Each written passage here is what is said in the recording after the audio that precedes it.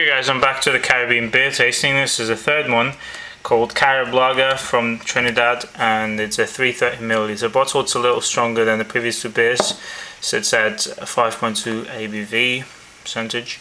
Doesn't look very good, and it smelled pretty awful when I cracked it open. It was very skunky. Well, you could tell from the clear bottle. And if you know me, I'm not really usually that straightforward about it, because I usually give it the benefit of the doubt. You know, sometimes actually for me it's often that I do not get skunky beers from clear or green glass bottles, surprisingly, but in this case it was skunky. Once I had poured it out into the glass, it was actually better. But the smell and the appearance are definitely not the strongest points about this beer, while the taste is surprisingly good. And I found that not only it's balanced and crisp, and you know, it has a little more body to it than your average pale lager.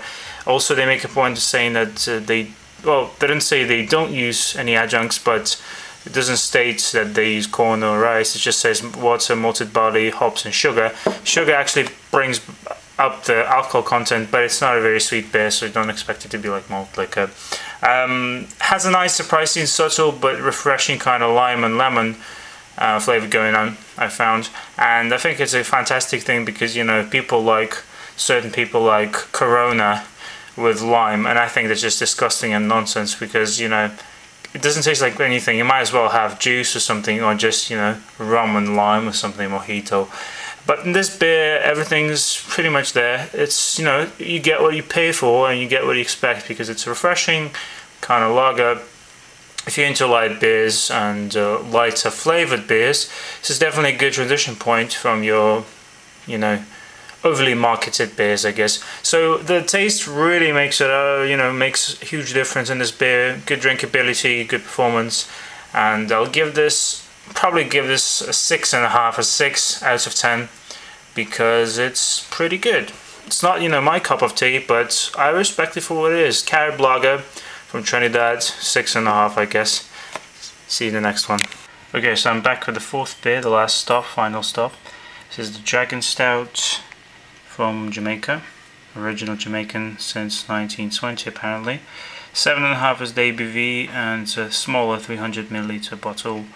I'm seriously impressed with this beer. It's a foreign or expert stout, according to Beer Advocate, and this is a very robust and drinkable, smooth beer.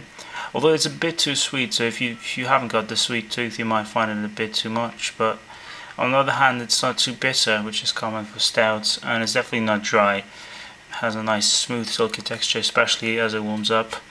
And it looked very, very interesting, and actually very impressive at first. Huge head in the light brown. Develops a bit of that kind of milk chocolate vanilla note. Plenty of dark fruit, plenty of roasted malts, a bit of that toasted bread kind of thing. Yeah, this is a great beer. I'm going to give this like an 8 out of 10. From the 4 Caribbean beer. Of course, it's not the same style as the first 3, but it's probably the best. So I guess that's it. Dragon Stout gets an 8, and you've seen other reviews. So, sticks good beer, guys. Thanks for joining me. Until next time.